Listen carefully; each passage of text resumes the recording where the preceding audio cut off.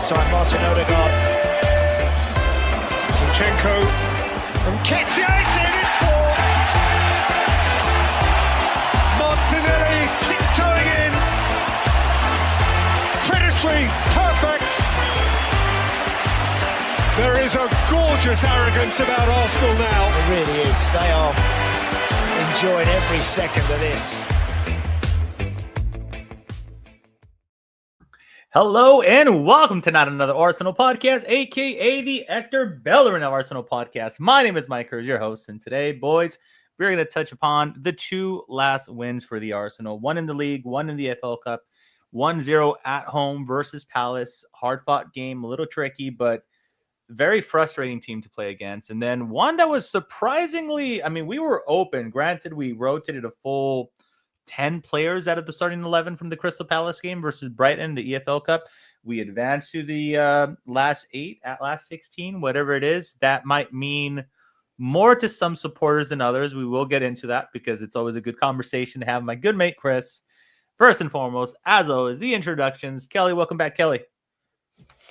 What's up, guys? Yeah, we had some robust banter that we had to cut off, as we do, and then go online. But we have through that banter, we have a pretty good idea for some international break fun podcast. So it was worth it. Anybody who's hanging out there, we apologize for being late. That's just our style. But we got some good stuff cooking for you. Don't worry. Yeah, we decided to digress completely before we started the podcast this time around. So we're trying to streamline the podcast to actual Arsenal, current Arsenal, instead of 14 years ago Arsenal that we were discussing off camera right now. But Here we are.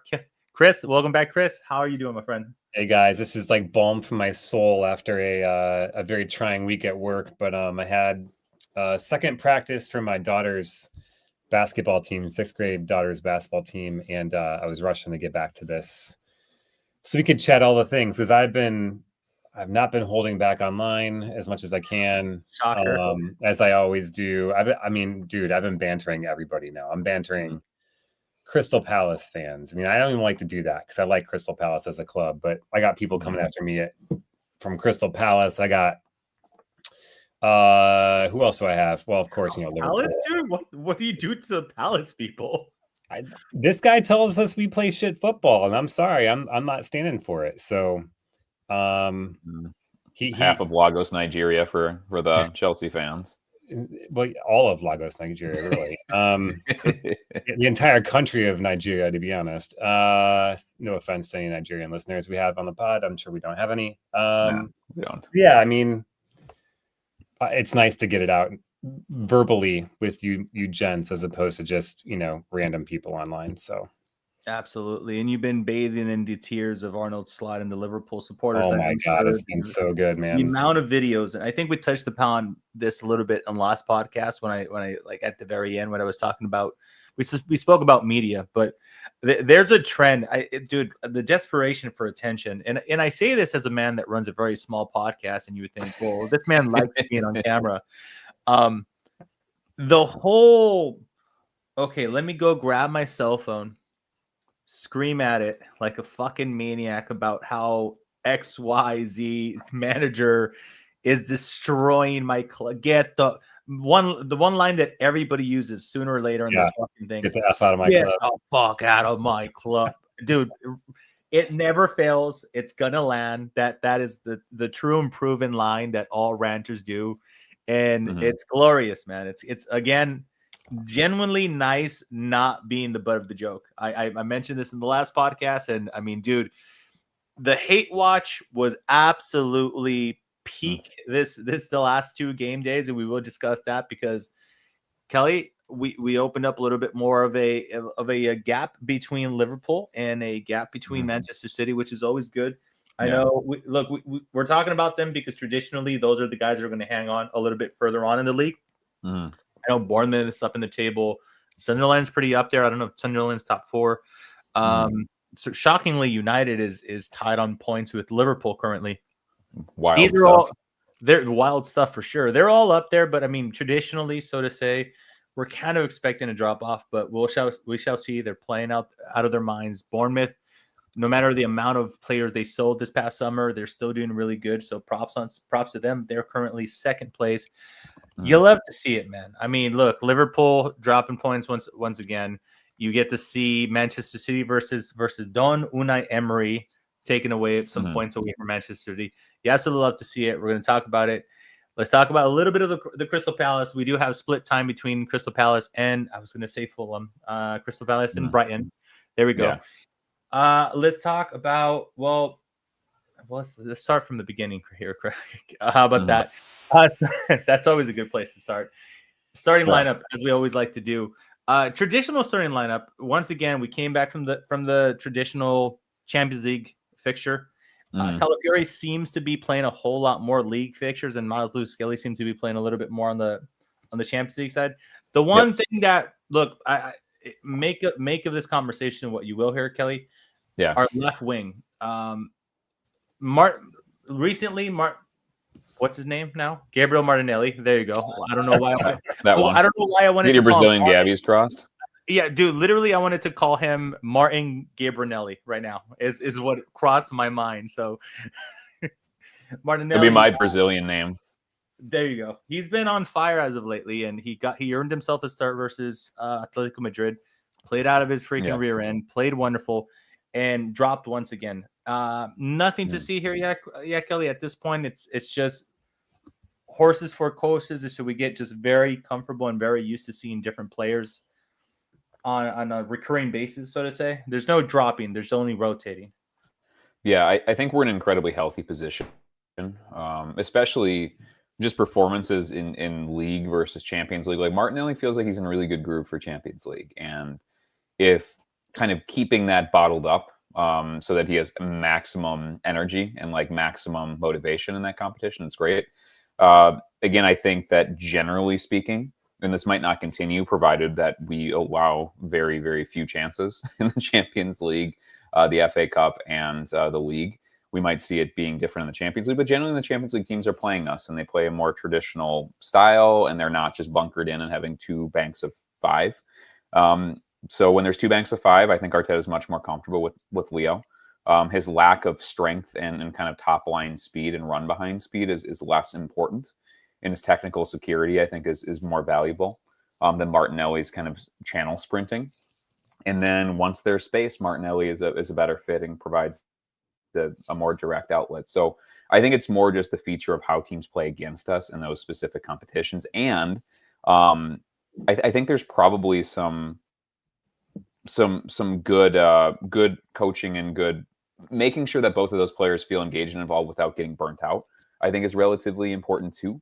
I think we'd probably be seeing something a little bit more similar on the right side with Nani playing maybe more cup matches and maybe playing more in Europe or doing more heavy match shares with Saka on the right side. So like doing 60-30 splits to keep them both engaged and fresh and everything. But that kind of left wing is absent a clear starter, but has three really viable options in different game states. With once Odegaard comes back and Eze is back over there, you saw him in the League Cup. Eze played back in that kind of inverted left wing position. So I get the balance, I get the movement, I get keeping them both fresh and maybe keeping them off their feet sometimes. It makes sense, and I would say maybe even going into the weekend, I would expect that Trossard to be back in starting, just because that's what Burnley is going to do, and the bunkering has been almost even against like City and basically everybody besides United hasn't played us this year, so everybody bunkers in, and Leo as a lock picker, more of a kind of a individualist box finisher, is probably more valuable than Martinelli's kind of bash and pace thing.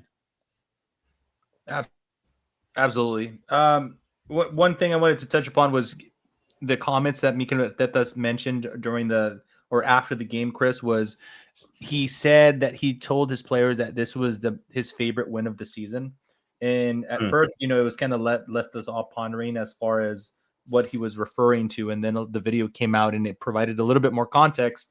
And he was talking about the grueling schedule. There was 6 games during the month of October. You could kind of tell in the game prior to Atletico which I cannot remember because of my horrible memory, in which we looked slightly gassed. It was coming back from international break, the amount of travel that was going on. And we pulled through that one. We pulled through Atletico Madrid in a fantastic manner with the 4-0 win. And then once again, Crystal Palace, who played very well. I thought they were incredibly well organized. They played slightly deep, but they were frustrating us in the counterattack. I thought, it's one of those games where it seemed like the eye test versus the stat test doesn't really match up, because I could have swore they had like 1 or 2 shots on goal, and turns out at the end of the game it was a big fat 0, Chris. So once again, we held an opposition to 0 shots on target, which is fantastic in itself. But what do you think? I mean, at this point, maybe out of the fire as far as the heavy fixtures go, because the month of November doesn't seem to be as heavy compared to the month of October. So a little bit of a break for this squad and just good rotating. Yeah, I mean, there's so much in what you just said that I could unpack. I don't know how much we want to spend on this game, but I've been thinking a lot about Crystal Palace. I've been talking a lot about the Crystal Palace game this week. I think another reason why it might be Arteta's favorite game, besides the fact that it came at the end of a long month and a lot of international breaks and, a lot of clean sheets, is that I think we're showing the mettle of a championship side in that we can beat teams no matter what game they want to play. If they want to play an open game like Atletico Madrid did, like Leeds did, like a bunch of other teams try and do to us, that leaves gaps in between the lines. It means we can play free-flowing football. It's exactly what Brighton did to us, basically. They tried to press us high. They didn't sit deep. And even with the second 11, we tore through them multiple times. In a case like a Crystal Palace, much like a Fulham might play, much like a number of other teams might play, that's given us a lot of troubles in the past few years. We were able to grind out a win when maybe the conditions weren't ideal for it. I mean, Crystal Palace plays some of the meanest mid to low blocks we've seen. I think it's partly the reason why they're giving a lot of the big teams trouble this season, Liverpool included, is that they are really tough to break down, as you said, Mike. And we just outlasted them. I mean, we didn't give them a sniff on our goal, and we found the one moment of quality off of a set piece, not directly off set piece, but off a rebound off a set piece, that we needed to see the game through. And Arteta's been talking a lot in the press about how the mentality looks different this year, that everybody seems just that much more sharp, that much more focused, that much more engaged in seeing out these wins that may have been draws or even losses in years past. And it's this kind of team that plays this kind of way that would have seen us drop points in seasons past that we're just not doing this year. I think that's really encouraging. So, yeah, I mean, I think while it was not a very entertaining watch per se for probably anybody, and Arsenal fans included, what's entertaining for us is that we got the 3 points. And I think at the end of the day, as an Arsenal fan, I don't care how we win. I just want to win, because for too long we played pretty football. We didn't win shit. And I'd much rather win ugly than lose pretty. And I think we're showing that we can do it either way. We can win pretty, we can win ugly. But the trick is, if a team wants to play us one way, we know how to play it. If a team wants to play us a different way, we can also play it that way. And we'll beat you either way. You pick your poison, and we'll deliver it in the manner that you want it. So all in all, again, it's not a game we're necessarily going to remember a year from now. But I do think it's an instrumental win in that it's the kind of fixture we wouldn't have won in years past, and that would have been the difference between finishing second and being champions. That might actually just see us over the line this year. So very, very good win, even if it's not a scintillating watch per se. No, I think one of the main reasons this is going to be reminded is as his first goal for the club. And, it's what was one of those situations, right, Kelly, where it just had to be him. Now, as Chris mentioned, it was kind of like a semi set piece, so to say, because he did catch it on the rebound. But, Eze has a well-known track record of scoring pretty gnarly looking goals. And sure enough, he catches this. I don't know how you would describe it, as a half volley, if you will. I'm not entirely sure. But he struck it. He struck it with purpose, with strength, with the direction, and It went in, and you know what? One thing that kind of stood out that a lot of people pointed out is it seemed like the entirety of the entire squad, There you go. Didn't celebrate. Yeah, that's the entirety of the stadium. How about that? There we go. They didn't celebrate all that much. It's almost like, I don't know if it's like a little bit of show of respect towards Crystal Palace. They understood where as a mine was at this point, but very humbly just did the cross celebration that he often does. No showed him, but no nothing. But yeah, I mean, what a story for Eze. What a first goal for him. I mean, this is why we brought him in, right? And this is the difference maker that you and Chris have often spoke about in these type of games. Yeah, I think the interesting thing about Eze is that there's a distinct trade-off, especially off the ball, what you get with Odegaard versus him. So Odegaard is the press trigger. He has an unbelievable dribbling engine and retention and progression engine, but really, really struggles inside the 18. He overplays it, overpasses it, and is not a strong finisher. And Eze is the opposite. So Eze, when you play him at the 10, he has a reasonable work rate without like huge defensive instincts. He's not a super high touch player on the interior. He's a moments player. And that can be, I don't even think it's frustrating necessarily because of how many retain players and high touch players we have behind and in front of him. But he can look like he's vanishing or kind of dipping in and out of matches because of how often Odegaard sprints to the ball, gets the ball and initiates everything, and how often you just see this like blonde wisp sprinting in and out of your screen with the ball and without the ball, because he's so heavily involved in all phases of play. But this is the value of having elite finishers with, I mean, that is a pure like London street football goal, right? It rolls out, you do a scissor kick that's just sweetly hit, nobody even moves, it swerves with tons of power, side netting, bang, right?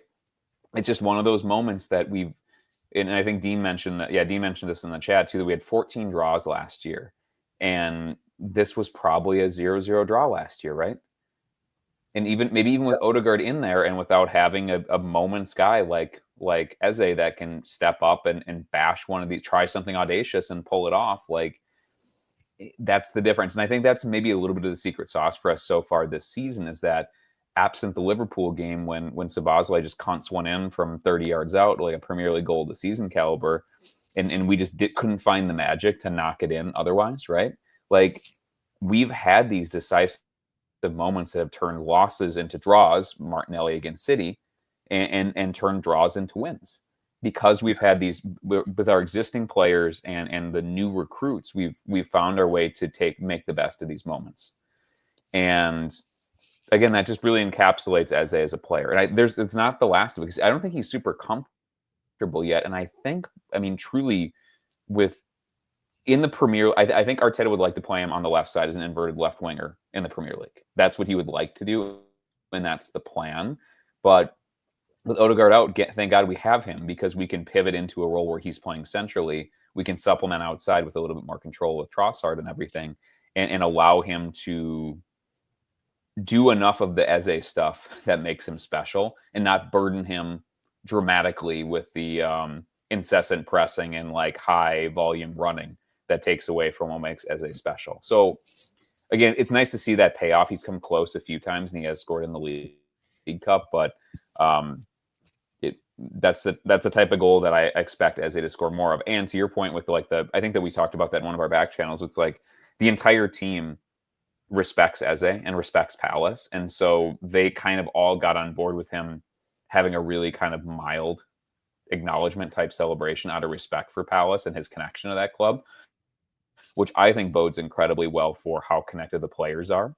I mean, they know that club means a lot to Palace, and they respect Palace a lot, and so they didn't go over the top with that. They met him where he was, which is kind of a cool thing, and maybe shows some of the emotional connectivity and intelligence within the team too for Eze.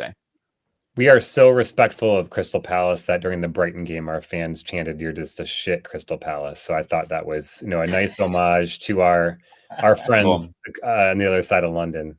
Well, and famously, Crystal Palace loves to beat Liverpool. So I think from that perspective, like, just keep beating Liverpool in every single competition you play them in, and we will beat you very respectfully from now on. Thank you, Palace. Thank you, Mr. Glasner. Dean points out that the reason that we didn't properly celebrate was Saliba wasn't there, because you know that man doesn't know how to control himself. So he would have been pushing as a like, no, go do the celebration, go do the celebration. Yeah. Oh, I do love that his celebrations are such an anathema to his actual, like, his normal personality. It's absolutely hysterical. Like, he has these like short bursts of unparalleled excitement and like weirdness with somebody who like his heart barely elevates in blood pressure like ever, except for when somebody else scores a goal and then he loses his fucking mind, which is very funny. Yeah, it's like he's so well behaved most of the time. It's just when it's time to let loose, he lets loose. He's so well behaved until he gets into the French national team dressing room, and then all hell breaks loose. But I digress. Videos start taking place and everything. Fair enough. He needs Pastor Timber with him at all times to escort him and keep him on the straight and narrow. Or weird. All right, Chris. So I may be being really full of crap right now because I do support Arsenal and I am partial to them, but statistically speaking, more because you support the Dodgers, Mike. But I digress. We don't. No, not the time for this. Very some. I'm under, as my buddy would say, I'm under a lot of stress right now with the Dodgers. Not right now, right? Okay. Where was I going with this? No idea. When we go ahead in the game, I'm at a stage in which I currently never feel we're going to concede when we go ahead. Is that a sentiment that you could share with me, Chris? For the most part, do you like like as Kelly mentioned, not only first and foremost, 3 goals in the league, by far the least amount conceived. We got the best goals goal difference. We're tied second with the most goals scored, despite the narrative surrounding our club. But it's just when we allow so little shots on target that when we go up ahead and I start to think, oh wow, the team that was playing defensively on us now actually have to attack us, and they fear us clearly if they're starting off the game with low blocks and putting 10 men behind the ball. My mind goes to job done. At minute 36, I'm so full of shit and fucking way too confident with this team that even without William Saliba, I was like, oh, okay, we won this game. Now, am I ridiculously overconfident here, or is there something to this, Chris? I think it partially depends on who we're playing against. If we're 1-0 up against Burnley or I don't know, West Ham, Spurs, if it's Man City, I'm not relaxed. If it's Liverpool, I'm not relaxed. If it's Newcastle, even Chelsea, although they haven't beaten us in like 25 years, but I'm not relaxed. In this game in particular, I was looking at the momentum chart, or what I called a field tilt map, and what appears to be the case in this game, and I think my observation backs it up, is that we were pretty much in control, maybe even trying to get a second if we could, but still playing it fairly conservatively up until about the 70th minute. And then you can see very clearly on the tilt chart that we basically let Crystal Palace have the ball from about 70th minute until the 90th minute and said, break us down if you can. We're playing for the 1-0. And normally when we would do that in years past, yes, my asshole will be as real tight, like squeaky bum time, that kind of thing. I'm not quite as nervous now, especially against these sort of mid-table teams that we haven't always dealt well against. And I think it's because now for pretty much the entire season, when we've gotten a lead, we have not given it up. I mean, last year, I think I remember hearing stats where we had lost a ton of points from winning positions. We're not doing that this season. Yeah. And it's not even like we're not even losing points from winning positions. We're not even giving up shots on target, as you started off this conversation with, Mike. So I think it's really easy to get relaxed. It's really easy to keep your blood pressure low when the team just doesn't get any shots on goal. Raya has very little to do. We're not making mistakes at the back that put ourselves under pressure. We're not getting counterattacked because, we're doing something stupid and naive in the opponent's half. I mean, I just think that we're really good at seeing out games now where whether we have the ball and we have control or whether we say you have the ball and see if you can break us down, the result's the same. Teams just don't get shots off against us. And if they do, they're blocked or they're very low quality, which means they're not on frame. And there's just so few instances where I'm like, oh man, Raya's really under pressure, or, oh man, Saliba looks like he's about to make a mistake, or Gabriel's about to make a mistake, or, there's a really bad back pass. It's a hospital ball. And now all of a sudden it's a 3-on-2 or something stupid like that. Like none of that stuff happens anymore. And I remember in years past, we used to say, how is it that every little mistake we would make at the back was maximally punished? We used to say that all the time. I mean, we make one mistake, we can dominate the whole game and we lose 1-0. Or we could dominate and lose 2-1, or we could dominate and it's a 1-1 draw. We just don't do that anymore. So I don't know what it is different about this team. They're grown up, they're more mature, they're tired of finishing second. They just play together for so long that they know how each other plays, the partnerships that they developed, the fact that Arteta's just been here so long that everybody knows what's expected of them. But I said this earlier, I just think there's a different mentality and a different mindset this season that like second best isn't going to be good enough anymore. And everybody's playing like every game matters maximally. And a big part of that is being professional and how you see out wins and, not letting your guard down and not letting your focus wane when you're up 1-0 with 20 minutes to go. And I think that transmits itself to the fans. It transmits itself to the manager, transmits itself to each other in a way that allows all of us to feel relaxed as we're watching these games play out. And most of these games play out and we just kind of sit there and say, yep, job done at 70 minutes. And look at that. The team didn't even give up a shot on goal. But I think it's this is such an overused frame, like aura too, right? And I've kind of been speaking about that almost weekly, where teams assume they're not going to. There's a self-fulfilling prophecy of your own reputation, and I think the only good thing that can come from the 24-hour football news cycle is that narratives get battered, and if you have positive narratives, I do think that permeates the greater football culture and gets into the heads of teams. Like, I think teams don't think they can do anything against Arsenal. And I think we're really, really good. But I think the build of stats and the build of the more time you go, it's kind of like Liverpool getting late winners. It, like, you pucker up a little bit. It's like, oh shit, they're going to score. And so you tighten up because they have been doing it.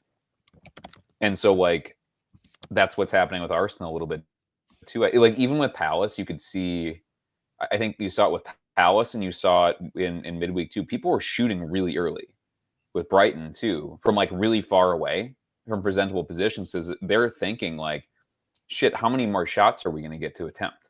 I really think that that's a thing where it's like, they're either under instruction. It's like, hey, don't over dribble and try to get in the box. Like, take a whack at it, because the entire team is going to collapse on you. And every manager and a lot of these players that are interviewed talk about how Arsenal almost like superhumanly recover their positions like quickly. I think this is all self-fulfilling stuff where it's true, but then that gets into your heads, and the amount of time it's talked about gets into your heads. And these guys, like, it must have been with Brighton, it was like in the first half when we were relatively open and playing basically all different players, they were still shooting from like 25 yards out. I'm confident because they were afraid that they were not going to get another shot on target. They weren't going to get another window to shoot into if they didn't shoot now. And so they're shooting, like, good players are shooting too early instead of trying to work their plan. And like, they don't take the time to realize they're shooting at Piero Hincapié, who's played 5 minutes for Arsenal, and like Mosquera, who's 20 years old. Like, it kind of doesn't matter. Like, because you just, again, the old New York Yankees thing, it's like you're distracted by the pinstripes. And so people are squeezing too tight, and they're allowing goals, and then they just kind of like, well, we can't get back into this match, so like, never mind. There's a bunch of never minds that happen because of the reputation. And like, Mike, I think it was two weeks ago I said on this podcast, like, we want to get to the point where people come and play Arsenal, they go, fuck it, and take a scheduled loss, like they do in baseball and like they do in basketball and sports where they have a lot more time, so they can just go, fuck it, like rotate. Let's not overextend it. Let's make sure that we're not getting embarrassed here. Like, let's keep it tight, and that's the best we can do. That would be great. Let's keep doing that. And the weaker our direct competition is, the more I think it advantages the team that's clearly the best team in leagues, because they just don't want to waste their time going at them, and then it makes all the matches easier. And you can rotate more, and you can have more control, and you're less threatened within matches, because it's like, why bother going at Arsenal? We're not going to get anything out of them anyway, so fuck it. Like, that's what we want. Absolutely. We're going to transition and because I'm talking about a game, and the live chat's kind of bringing it up a little bit to talk about Brighton in a game in which we did concede a whole lot more shots, actually 6 total, probably the most out of all the games that we conceded in the month of October. But it was a ridiculously rotated club, a rotated team. It was literally 10 players out of 11. Eze was the only player that managed to play a substantial amount of minutes on both games. 3 or 2 full debuts in the Max Dowman and Harrisman Anos, along with Waneri finally getting a start, well deserved, and he hadn't been there for a long time. Now, before we talk about the massive amount of rotation, how impressed we are with Christian Mosquera, with Incapie, Mauslo Skelly servicing, Dowman on the right. One question that Charles did have in the live chat, I know that Chris mentioned it in the answered in the live chat, but he was asking, Kelly, do you think that with the current state of affairs and how impressive October was for us, is there any 1 or 2 players that you think could massively derail our season if they went out long-term injury? Chris himself answered Zubimendi and Declan Rice, and Dean answered Raya and Declan Rice. I'm kind of Declan Rice for both of you guys. I found that to be pretty interesting when I read it, because I don't look. I'm not going to say he's just like a great player, but I think you pull Declan Rice out of the club, and I'm like, oh, just play Eze there. So I thought it was interesting that both of you mentioned, Merino. Both of you mentioned Declan Rice. You want to go for a third Declan Rice, or do you have anybody else in mind that you would think could massively derail our current season? I'm going to say one that I'm going to cheat and say 3 different players, because that's. I mean, you've been podcasting with me for a while. You said 1 or 2, and you said 1 plus 2. Yeah, we're going to add a plus in there. I think an obvious one is Gyökeres, because we don't have any other strikers fit right now, and so that probably pushes Trossard into playing center forward, which pulls him off the left wing and fundamentally changes how we play. There's a reason. Harry Mananus ain't it, Chief. He ran hard, but that is a 17-year-old, and not a 15-year-old within a 25-year-old international's body, which we haven't even mentioned Max Dowman yet. But like, striker is one of the few places that we have one legitimate starter at right now, and then it's just covering it. So having to play Merino there for an extended period of time, or having to play Trossard there for an extended period of time, I think is disruptive for our depth and rotation, and is a big downgrade. So that's number 1. 2, I think Zubimendi is the most obvious one, especially like watching Norgard. Norgard is not a deep lying playmaker. He's not a ball progressor. He is a regain, retain, destroyer. Yeah. Yep, shield the back 4. He is not a player that we want to play more than. His primary goal should be seeing out matches and playing cup games, and I think that's what he was bought for. And I think he was a market opportunity rather than a really good fit. And I think he's perfectly serviceable as a backup for Arsenal, but he's not somebody you want to be a high-touch player. And it becomes even more galling without Odegaard there. I think maybe you can get away with playing Norgard if Odegaard's there, because he takes such a large share of the ball progression off of him. But if you're in a situation where you're playing Norgard and you don't have Odegaard, I think we have a really, really big problem progressing the ball centrally that could cause problems.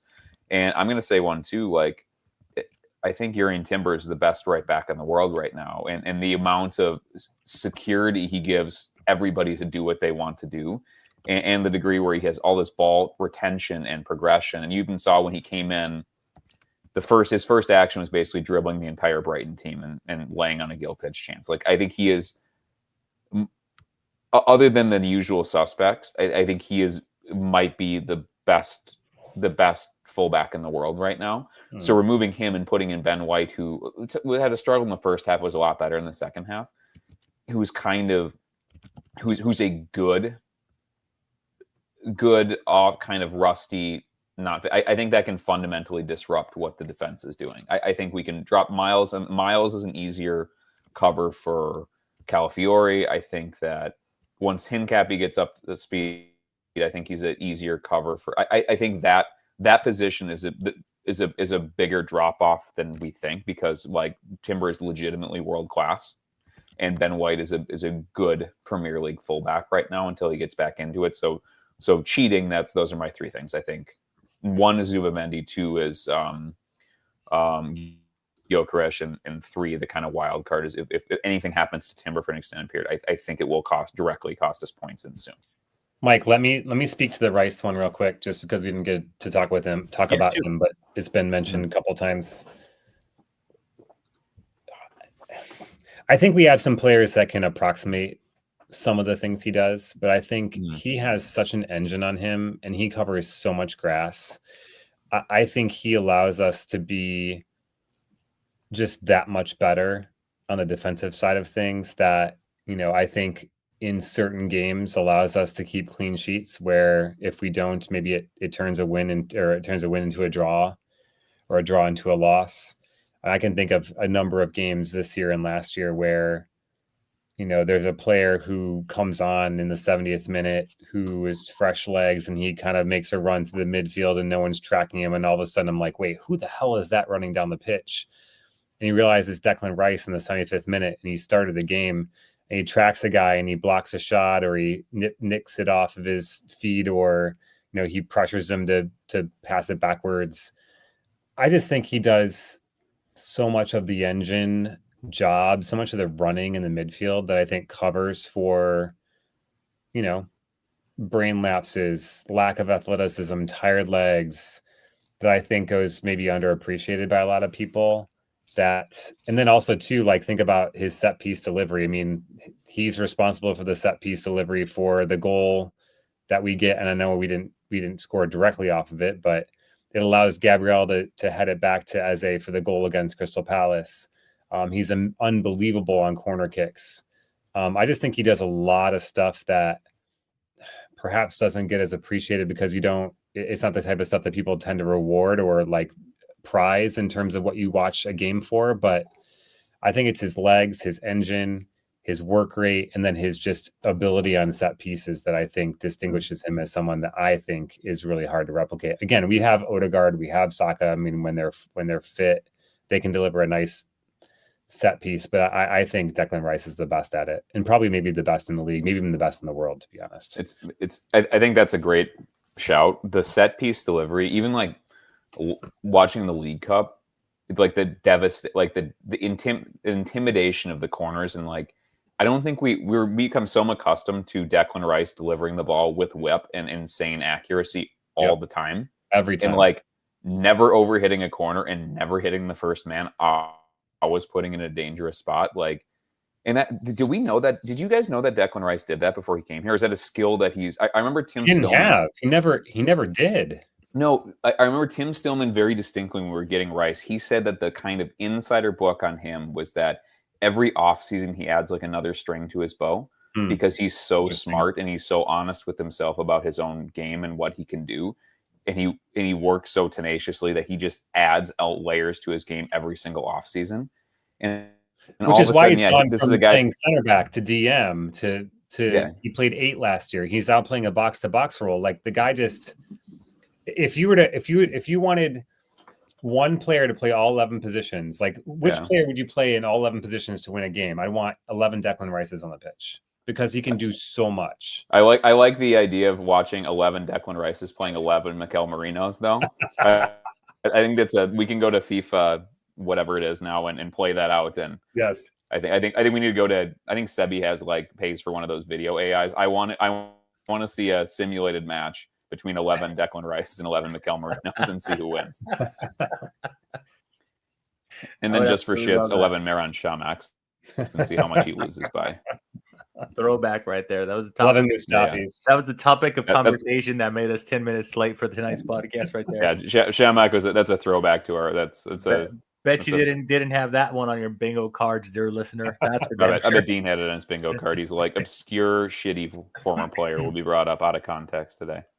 So Arsenal start their sixth game of the month of October with a heavily rotated squad. Just going back on the starting 11. Kepa played once more cup games. He gets to do that. Mosquera ended up playing versus Crystal Palace as well, but he got partnered up with Hincapié, which I think is his full debut, if I'm not mistaken. Somebody feel free to correct me. Miles Lewis-Skelly, of course, on the left. Our midfield three was Norgard, Eze, and Mikel Merino. Now, Norgard, we will discuss him. I feel like he came under a lot of scrutiny for this game, and I just don't think people understand the role that was brought in for is my very generous way of describing that. But and then again, you got Ethan Waneri that played, and then Daman and Andre Harriman Anos that played. So it was a very heavily. It's just Chris laughing that I'm desperately trying not to butcher that name. Am I doing it right, Chris? He just calls it Harry. He calls him Harry Man Anus. So like, what are you listening to? Okay, so I'm doing it better than Chris in the sense that I'm trying not to say that. So I'm doing it better, I would say. No, but heavily rotated squad. This is the most amount of shots that we considered in a very long time. Partly it's kind of like they needed to kind of get their footing up a bit because like the first 10, 15 minutes, they were a lot of open shots. And I felt that Kepa, look, he could only perform as much as he could perform. And we all know that, David Raya is going to be the starter come the league game. But for the time being, I mean, Kepa did fantastic with the few first shots that we conceded. Multiple stops, kept us in the game. It was nice. There was a few shots that went wide, but overall, great performance in my opinion. And then we kind of got into the groove, so to say, and we started getting a foothold of the game. And let's take this little by little. But Hincapié, Kelly, great one, Dean, and the pun in the live chat. Let's talk about Hincapié for a little bit. You were praising both Mosquera and Hincapié, saying these are essentially got two youth players. I say youth, they're in their early 20s that are the closest proximity to Gabriel and Saliba right now. So we're future proofing a little bit, and fantastic to have. I mean, this guy was part of the Invincibles Leverkusen, so good to have him on board. And I guess the insiders say, if I'm reading Twitter correctly, that Mikel Arteta was absolutely over the moon that the club managed to get this deal in. Yeah, it seems like so Hincapié, I think, because of his stock was highest when they went invincible a couple of seasons ago with Xabi Alonso, and then that was one of those kind of like generational seasons where everything went right, and Bayern wasn't quite as good as they have been, and they marched it and they won the league, and it's amazing, and he was a huge part of that. The kind of versatility as a back three, kind of wing back, center back, left center back, was something that I think we valued a ton. As we can see, we've done with Calafiori and some of the other Ben White, some of these other players. So anecdotally, as somebody who's watched less of the Bundesliga the last couple of years, but has traditionally watched it, I always thought of him as a little bit of a hatchet man. So kind of that South American, really big personality, kind of robust but elegant on the ball, smart and versatile, but has like a big Rick in him and like a big piece of like random violence in him and a red card in him and a complaint in him. So it was really nice to see maybe a more mature version of what I expected. He was really steady, didn't try to do anything flashy, wasn't doing Cruyff turns in his own box, wasn't trying to square up with guys with numbers in the 40s, right? In a cup match. He just came on and really put on a professional outing, which is great. That's what you want to see in a player who's had fitness, who's coming to a new league, who is not a regular starter, who has had fitness issues. But I mean, like, and maybe it's skewing our perspective, but he's like a 50 million pound player. Like, he's truly like one of the most expensive defenders in Premier League history. So like, this is a very, very talented, well thought of player. And to see him come in and hit the ground and running is great to see. Just doing a quick bit on Mosquera. This was like the Mosquera game where he's like, I always say this when I watch him play. He's weird because he moves a lot like Gabriel and Saliba do. Like his body positioning is really similar. The way that he receives and passes the ball. Like we even saw like a challenge where or two different challenges. One, he kind of gave away the ball uncharacteristically. And then I think it was Hincapié blocked a shot, but and then Mosquera, I think on the rebound, like sprinted back, like got off his ass and like sprinted and closed like 10 yards in about a half a second to like pressure the follow-up shot over the bar. And then he had a really like kind of heroic, like contain, stick your foot out and get in the way of a promising attack. Like those two, that kind of, it's really, really interesting. I would be interested to see or to hear how many Premier League clubs would start them as their starting center back pair right now. It's probably more than we think. We're probably getting into like the 14 or 15 clubs would be. I mean, I think Chelsea would start both of them at center halves, and they're very, very much our backups. So that kind of embarrassment of riches for defenders is great because we're able to. Saliba had a knock and he didn't even have to play this match, and like Gabriel was in for fitness, that's part of his fitness regimen was getting in for the last 20 minutes of this and then doing his warm down and all that type of stuff. So like, I don't know, man. I think there's going to be more to come from Hincapié, and I do think that there's going to be times where they're going to play him at left back, and he looked a little bit industrial and a little bit functional this match, but it'll get better because he's got a lot of talent. And then again, kind of migrating over to Mosquera, like I can't understand why we paid so little for this player. It doesn't make any sense to me. Unless he's just one of those guys where this is just like the perfect fit and perfect system. I think that he wasn't going to sign the contract, so they wanted to, like, I don't understand, like, why didn't Liverpool go and buy this guy? He would have started every match for them. I don't understand why he's not playing somewhere else. And God willing for us, he continues to play well and develop because he is a £50 million center back now, and we paid $15 million for him, and he's like 21. It's unreal. I'm so glad you brought up Liverpool because I knew it, Chris. Yes, let's go. Just like lob that one up to you, just like this is exactly why he joined the pod tonight. Yes, we're finally getting to talk about Liverpool. Why? While you were talking, I started just looking up the transfer fees for Gabriel Magalhaes, William Saliba, Christian Mosquera, Hincapié when we actually pay a fee for him, and Jurrien Timber. Those five players, those five players are the same cost that it costs Liverpool for Isak. Exactly, Mike. And crazy. I mean, you think about what their kryptonite is this season. Not to make this a Liverpool pod. I don't want to go here too long. If we're shitting on them, go for it. Like more, please. I mean, no, but like they can't keep the ball out their net. They've got like maybe the best center back of all time in the Premier League. Yeah. In Virgil van Dijk, 34 years old. Doesn't matter who you pair him with now. They can't keep the ball out of that. Konate looks like his head's in Madrid.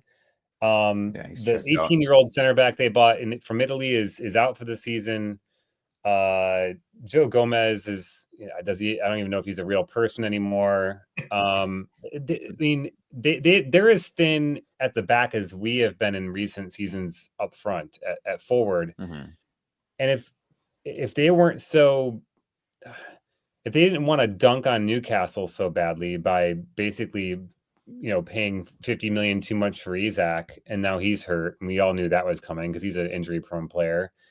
They could have they could have scoured the continent and found a Christian Mosquera or someone like him, or somebody else. Either of them.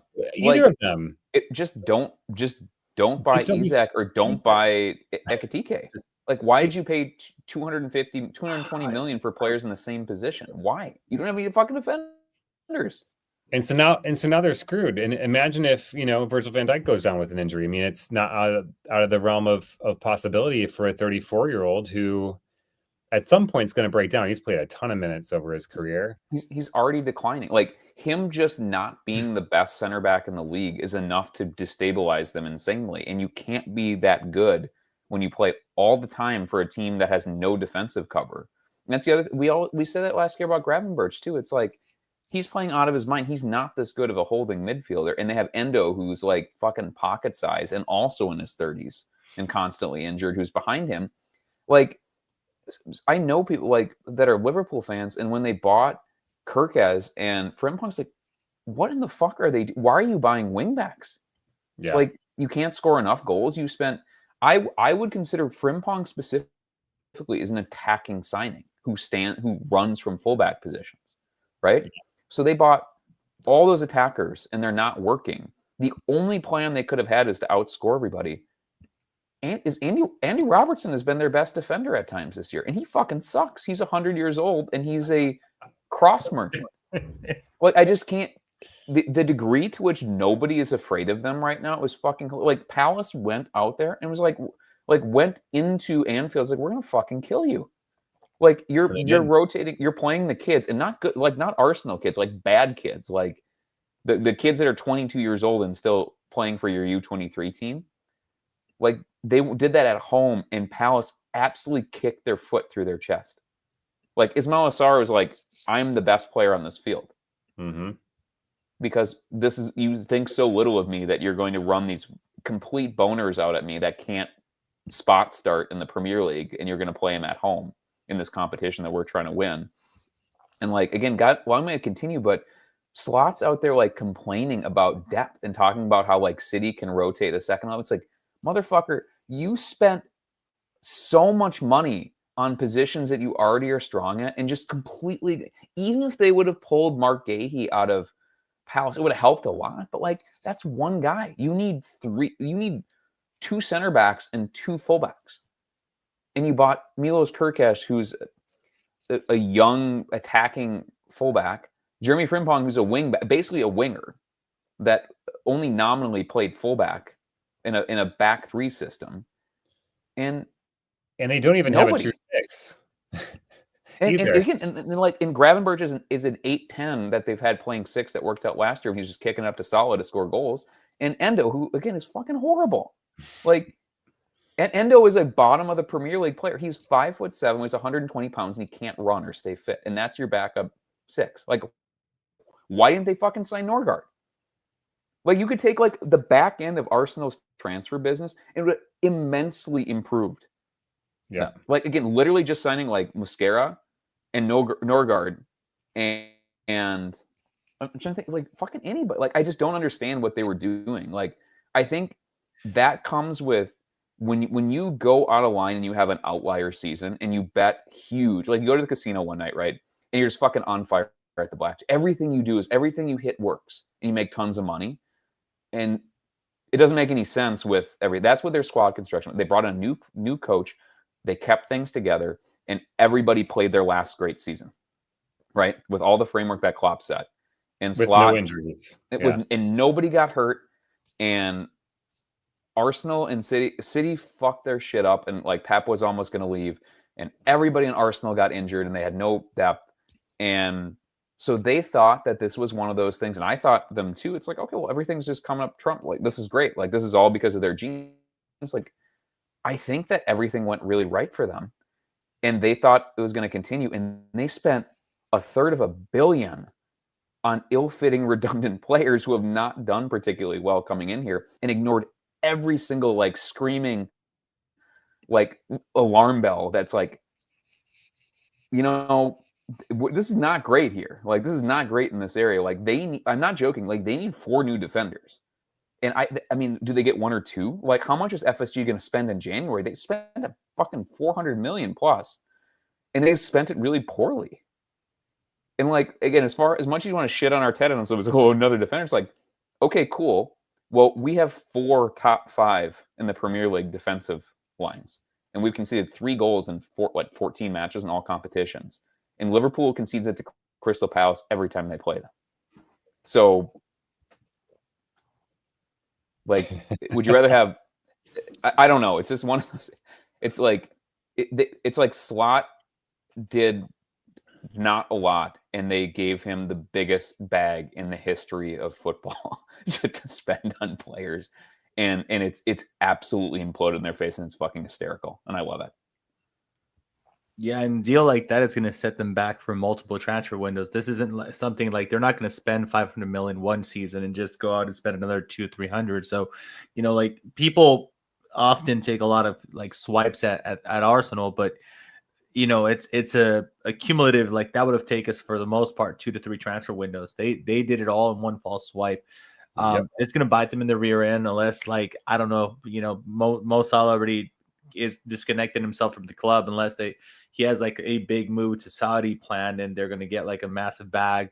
I do understand for the sake of context in which they often say that they do have a better net spend, and yeah, sure, they did sell a lot of players, but I'm still curious to see how much they set the team back as far as expenditure goes. And I just don't see how you have Isak and Ekitike and keep them both happy, which I think is just like another locker room headache for the future for Arne Slot, considering assuming that he's going to stick around. But just if you guys don't mind, that was going to be my one more thing kind of thing that I wanted to chat about Liverpool's squad being fucked. But you guys already hit that one in the nail in the head. Thank you.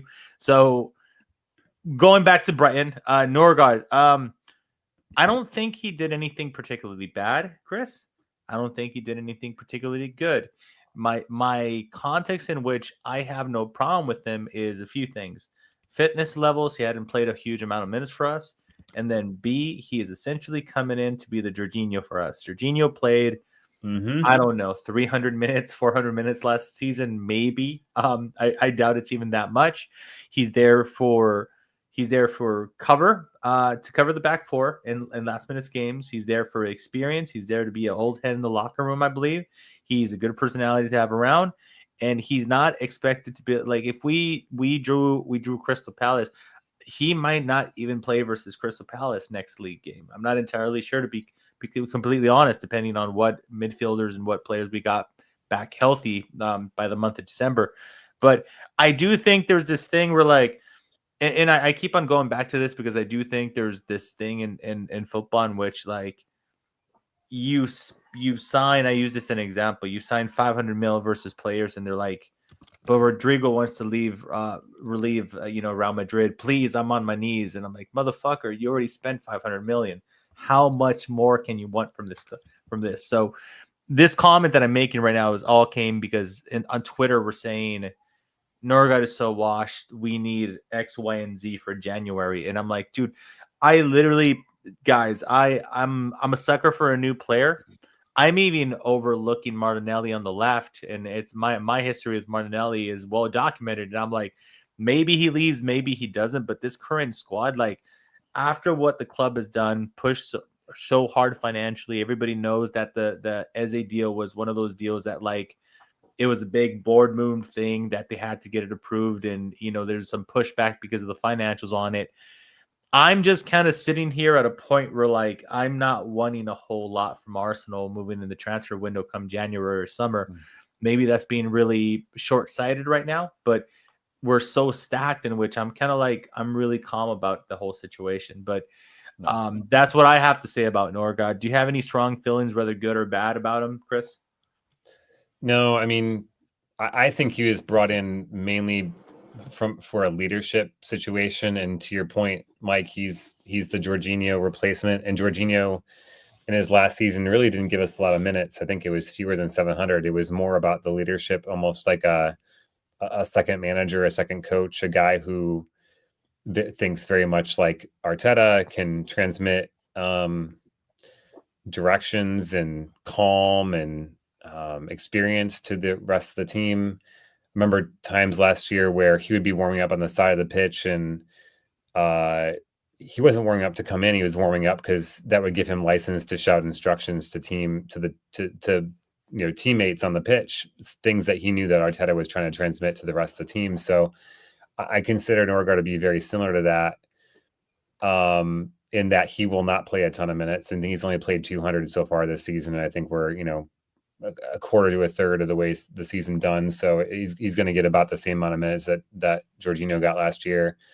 And to your point, Mike, he's played so little this season that, he's going to be rusty. He hasn't, I mean, we change out the entire starting 11, or at least 10 of the starting 11. I mean, it was a huge. I mean, we've never seen this before under Arteta. 10 different players swapped in for the players that were preceding them in the previous game. And so you're just not going to have quite the automatisms, the partnership, the kind of one brain that you want to have with a team. So, when you saw him deliver a hospital pass, for example, back to Mascara, and Brighton intercepts it, and then Mascara has to make a lunging tackle to stop the threat. I mean, yeah, that stuff's going to happen when you don't ever play.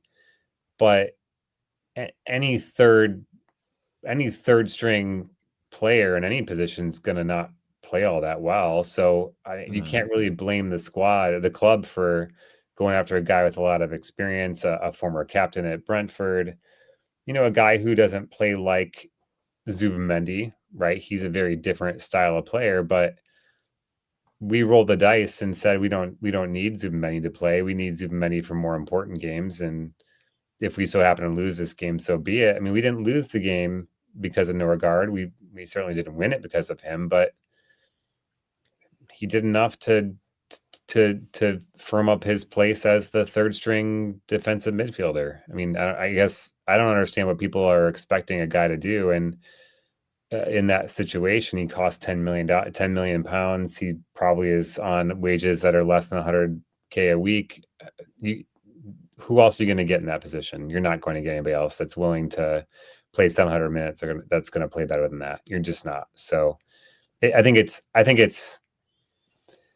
unserious of someone to levy criticism at Norgard for having barely played this season, and then saying we should go out and get somebody else, knowing full well that player is going to cost a transfer fee and probably higher wages. And, oh, by the way, you're probably getting someone who's coming from outside the league that needs to bed in, learn the league, learn the system, learn the manager, learn the team. They're not going to play. They're not going to play and hit the ground running any more than Norgard has. If what we're bitching about is the performance of our like £10 million third string six in a match that we won 2-0, I think that's indicative of how like. I haven't seen anybody mention. Yeah, like it's your third string player at a position in a cup match when he hasn't played. Like, what do you do? Like, I can say I think we should feel lucky that the captain of Brentford was willing to come here, and accept a like greatly reduced role to be a part of something bigger, and hopefully from his position, I know he came here because he said, this is my chance to win a Champions League and a Premier League, and I'll never have this again. Like, remember when he's sitting in the car and they give him the kit and he's like crying and genuinely shocked that he got here? Like, don't you want a Jorginho that's done everything and like finished in the top 5 of Ballon d'Or, adding that value, and you want somebody who is very experienced and is genuinely thrilled to be here and will take on whatever role he can to be a part of the project. Like, those are the players that want to be here. And think of how long we had veterans here that were just using this as a final paycheck, who not only do not play well, but didn't feel anything about being here and had no specific ambitions about being here other than just like doing as little as possible and making as much money as possible. Like, I'm fine with it. Like, it's the League Cup. Like, lads, it's the League Cup. It's okay. And guess what? We have really good defenders behind him. So if our guy who doesn't ever get to play makes a bad pass, okay, then our awesome U21 center back will just go and mop it up for him. It's fine. Like, we're cool. It's good. Or like, again, if they get a shot on goal, okay, our Premier League level starter backup keeper will just save it then, like Kappa did. Like, okay, great, cool. Yeah, I kind of like to believe that it's more of like a social media thing, because like I said, I don't. And by the way, speaking on the social media thing, if this was a shiny new youngster that people were excited about, 100% they would have said he played with a shit midfield, makeshift midfield. He played with a bunch of kids, and they would have made up all types of reasons as to, well, fucking Arteta doesn't play him enough. He's rusty. The conversation would have been night and day. So I don't know. Maybe because it's recent results. It is 6 games that we haven't conceded anything, scored 12 or 15 goals in the month of October. I'm finding it very difficult and almost I almost feel bad scraping the bottom of the barrel, like I said, to like complain about something, because I feel like I'm going out of my way to complain about something. So let's touch upon the goals. The goals they're going to involve 2 out of the 3 players that I want to touch upon last. I'm going to leave Dalman last, but one of the other players I wanted to discuss a little bit, Kelly, was I was going to say Max Dalman. He's last. Ethan Maneri came in. He's not getting the amount of minutes that maybe he expected. We had a little bit of a conversation in the back channel in which, during the game, people were asking like, "Hey, what's going on with Ethan Maneri?" And I think part of it is I generally think this, like, he signed the contract extension and then the club went and signed Eze, and I do slightly think that was a little bit of a gut punch. So he has all the talent in the world. He could definitely work himself back into Arteta's favor, I would say. A lot of it depends whether he wants to put in the work and wait his opportunity, because it does seem like it's going to be a long process before he gets consistent minutes, considering both Eze and Udegaard are at the club. But he performed overall well. Like most of the team, he started off a little shaky, but I think that was the entire team for the first 15, 20 minutes. And what came was a beautiful sequence for an open goal. Yes, I said that correctly. Earmuffs, Liverpool supporters. An open goal with Pour one out for Jonathan Morley. There you go. A uncharacteristic back heel from Mikel Merino, I'm going to say, because I don't often see him do that. And then which leads to Miles Lewis-Skelly picking up the ball, going into the box, just crossing it to, and a very tidy, clean finish by Waneri.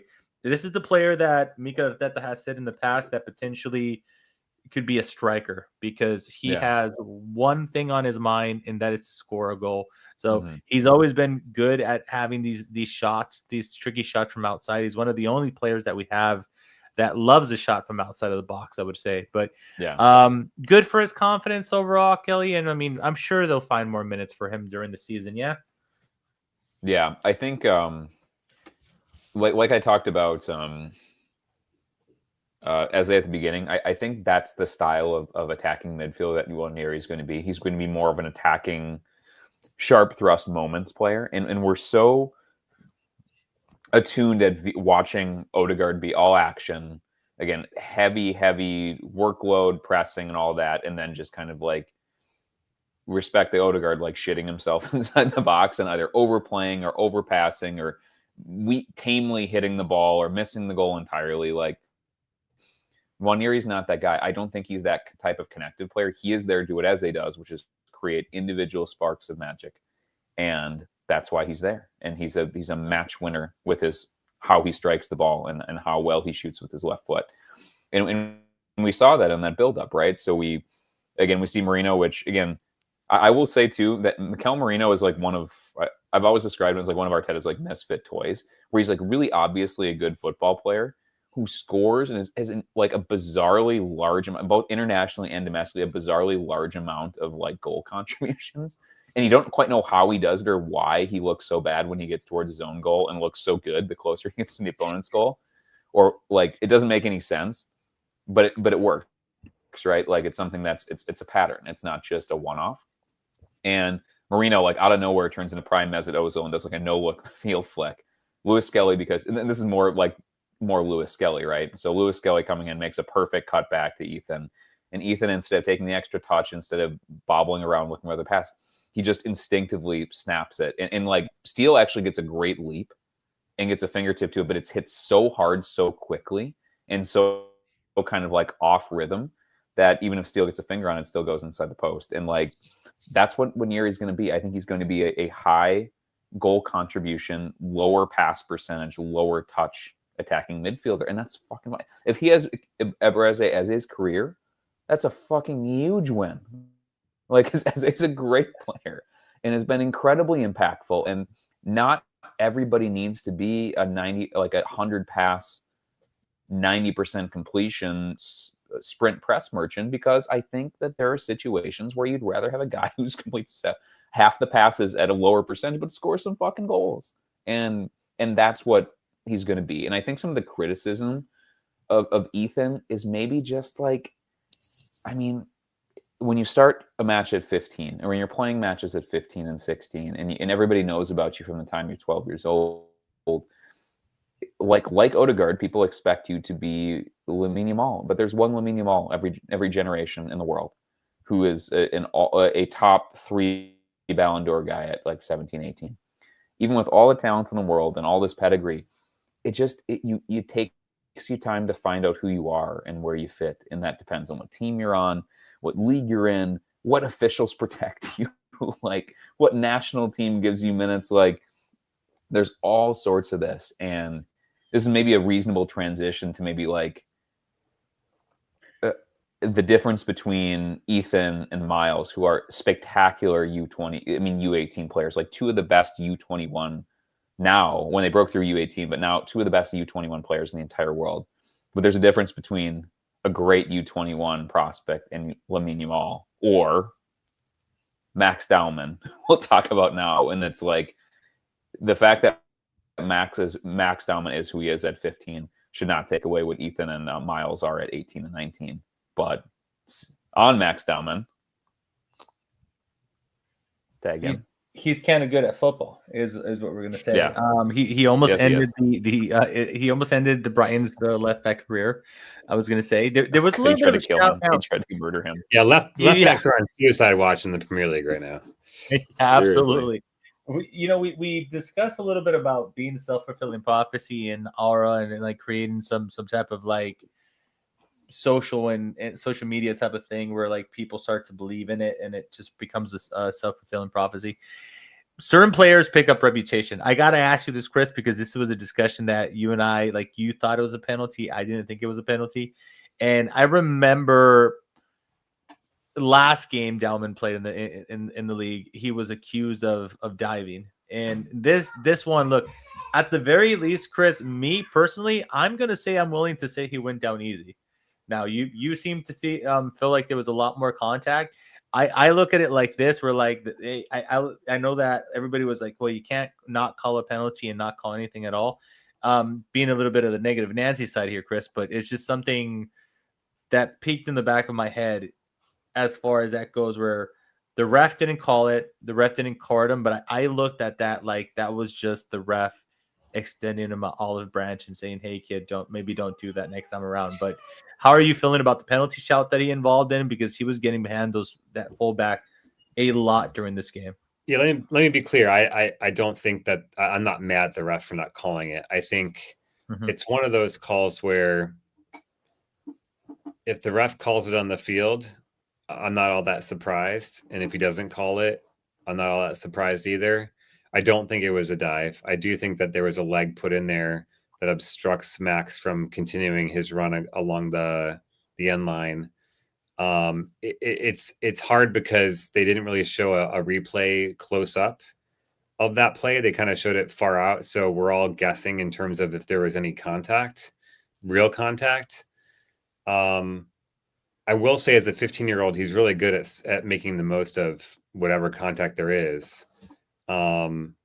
Which I think is a hard thing to do when you're young, because typically young people are pretty naive, and they're not good at things like selling contact, like buying fouls, like making good decisions in critical moments and critical areas of the pitch. And I feel like, and I saw something come across my timeline today that one of Dalman's old coaches has claimed that Dalman has always sort of been an old soul, a kid who's always sort of acted older than his age.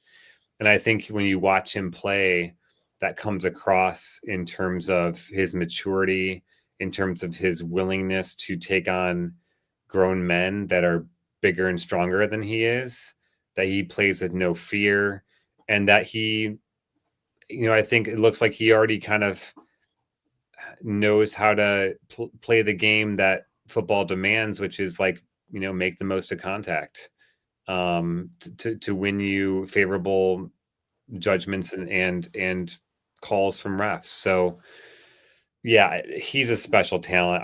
He was just recently, I don't know if you guys know Scouted. It's a publication that does a lot of work in terms of analyzing young players. and every year they do their top 50 breakout players of the season of the current season, and they tend to focus on players that I think are maybe 18 or 20 years old or younger, basically players that most people wouldn't have heard of until this season, or maybe even at all. And he was number 1 on their ranking, and that's huge praise from that publication. That at 15 years old, he is the number 1 breakout player of the season, and I think he's showing every bit of that quality against men who are 7, 8, 9, 10, sometimes more years older than he is, and just skinning them alive. I mean, how many times we said, well, there's another left back that's been retired early because they just cannot live with a 15-year-old. I have a 15-year-old at home, and I cannot imagine my 15-year-old doing anything at an elite level that embarrasses adults. But that's what Max Dowman's doing. They were rotationally they were fouling him because they couldn't live with him, and he's 15 years old, and that is a 25-year-old fullback, like 10 years. So 2/3 of Dowman's life older than him, and they are hacking him to the ground. And I agree with you on like that. That is a foul a penalty that Harry Kane won 50 times in his Premier League career. That is the setting a guy up, putting them where you want to go, leaving your leg in, trailing your leg and drawing it. Oh, it's 100% manufactured content, but it's also a foul that's given a lot. And I am totally fine with Dowman having that in his locker and doing that. Like, we are good because you talk about, again, perception breeding reality. Like, that is one that if you keep doing that, they will give it to you because you are the best U16 player in the world. And when we're talking, that's what we're talking about with Dowman. I don't think I'm getting over my ski tip saying like that's the level that he's going to be considered at. Truly. Mm-hmm. Yeah, well, and to Chris's point, it's not only Arsenal supporters that are saying it. He was wanted by Real Madrid. He was wanted by other clubs in England. He's scouted by United. Yeah, a lot of and you already know that United must have thrown an obscene amount of money at him, probably more than Arsenal offered him at this current rate. But he seems to be really attached to the club. Hopefully, he sticks around, and there is a path. I think it speaks very highly of him that Mikel Arteta has given him so many minutes, and every time he has the opportunity, he's played in the Premier League, the youngest player to make his full debut. Speaking about the maturity that you mentioned, Chris, they asked Mikel Arteta, hey, how did he handle being told that he was going to make his full debut? And Arteta just said he just smirked because everything just comes natural to him at this age where that makes him so good. Like, everything is just second nature to him. Like, he doesn't stress out over things. He just plays with minimal effort, so to say, and he just makes it look just ridiculously easy. So long may that continue, man. He's, like you said, I might look up that scout report they said because I'm generally curious what they wrote about him, Chris. And then I did want to finish up with this, our second goal, and I was going to bring Harryman Enos into this because he almost, you can't not laugh, huh, guys? Sorry, guys, I'm a child. Grow up, guys, for the love of God. I'm a 47-year-old man, guys, and I'm still laughing. Yeah, you're I'm an old ass man, and I'm laughing. I just hear a chuckle every time. It's like, poor kid. Poor kid, yes, for sure. He played well. We had a lot of opportunities. He had a lot of touches in the box. Just touching about the goal ended up being Bukayo Saka's, caught it on the rebound, but beautiful through ball, and he almost executed perfectly. And it was a brilliant save that their keeper came out, and I was thrilled for the second goal. It was nice that it was Bukayo Saka, because if Bukayo Saka didn't score, I had already told Kelly during the international breaks we were going to have to, and I quote, have an honest discussion, and it was time to talk about Saka. But he scored. But I was gutted nonetheless. It was a full debut. Nobody was really expecting it. It was if we're being honest, it was a debut that most likely would not have happened if Kai Havertz was healthy. It's just one of those situations. But hey, man, when you're given the opportunity, you seize the opportunity and you take it. And overall, I think it was a really good morale boost for him. We ended up starting the game with 4 players under 20, was it? I think Miles Lewis-Skelly was the oldest one out of them all. Miles Lewis-Skelly, Dalman. I think we had a lower average age of the squad than Liverpool did. That that don't say it. that what's his nuts was bitching about.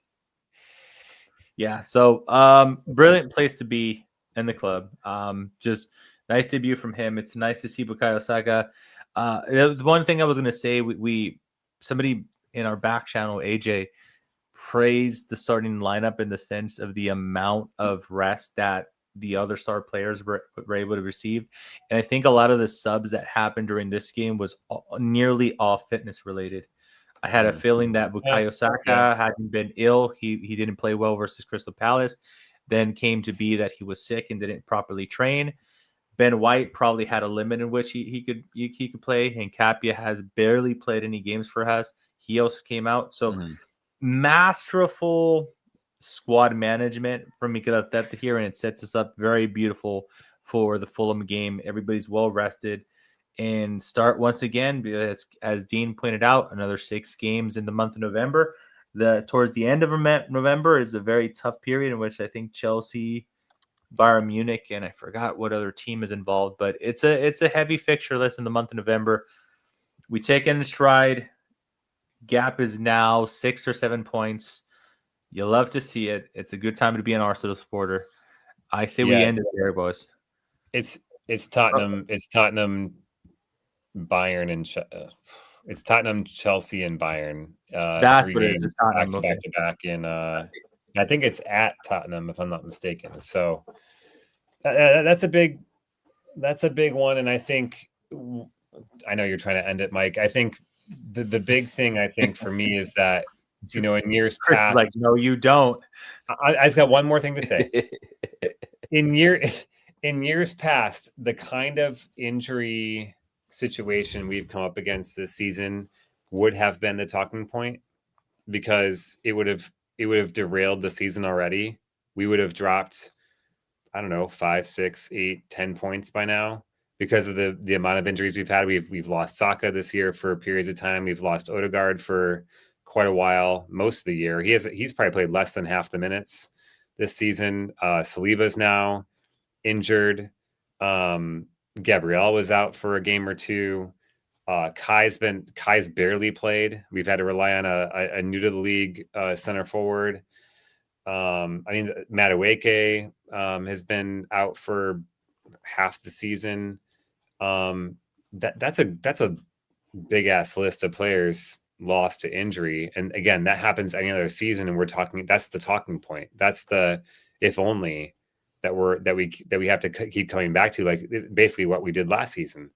This season, we lose all those players, and we can survive a game like Brighton because the quality of sitting behind it is the delta between the starter and the backup is so small that our second team that we put out against Brighton probably finishes in the top 6, at least, maybe even better in the league, because we've just stacked ourselves from 1 to 22, not 1 to 14 like we've done in years past. So yeah, it's gonna be critical though, and this is where I'm going to run out my point. It's going to be critical when we get to late November, when we hit a string of games like the 3 you just mentioned, Mike, that I think we're going to need our best 11 available, whoever that best 11 is, in all of our positions, because the fixtures start congesting, the level of competition starts increasing, and you cannot put out a Timber or a Gyökeres or a Saka or a Gabriel if they're not fully fit, or if they're running on empty, or heck, if they're not available at all, and you got to play 3 guys who might not be your strongest players. Like, I love Ben White, but let's say it's Ben White instead of Timber. It's Hincapie versus Gabriel, and it's Madueke versus Saka. I just made those 3 up. Could be any 3. Yeah, I think we need as fully fit a squad as possible for that run, because I think that's where our depth, our metal, our quality is going to be most tested. It's going to be that run. So, and I think too, part of our recruitment strategy was the idea that we would, instead of being declining and making do, when the crunch time came was that we would be fresh and be able to select based on form and fitness in those times. And in the same way that like traditionally City's squad depth and squad quality has allowed them to pull away in the back third of the season. I think that us versus Liverpool was a very, very instructive experiment into which style would work. And again, Arsenal prioritizing defensive solidity and overall squad depth and spreading out a huge spend over the course of the team, and the idea that we would be able to rotate and withstand injury and blah, blah, blah, versus Liverpool, which is going total FIFA mode and buying the most talented attacking players that money could buy. I mean, Liverpool is trying really hard to be so far away before we get into December that it's not going to matter what they do on the back half. So we'll see. But I think there was a concerted effort within the club and within management to go, we want to be peaking in February, March, and not just making do at that point. I want to say that was brought up by one of our new signings. I can't remember who said it. It might have been in Capia talking about the overall demeanor of the locker room, but he mentioned that one of the things that he was communicated the most by all the other players were they felt they were short last season and that the injuries kind of derail them. So it seems like as they were adding the bodies, they were welcoming him, saying like, hey man, you are going to play.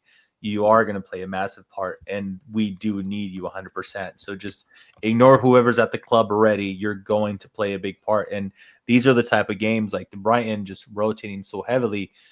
You love to see it. It's one of those things where when given the opportunity, and by the way, this is a team deprived of Gabriel Jesus. If you want to add him into the list, whether you think he's going to play for us again or not, Kai Havertz, not fully fit. Ben White, so on and so forth. So there's a lot of players that are still yet to come back from injury, and I think it's just going to add to it. Of course, I forgot about Odegaard, but Odegaard's another one. So interesting to see, but we definitely have the squad 100%. So let's see how it plays out in the month of November. Boys, anything else? Very nice. Here comes the intro, and here comes the silliness from Kelly. All right.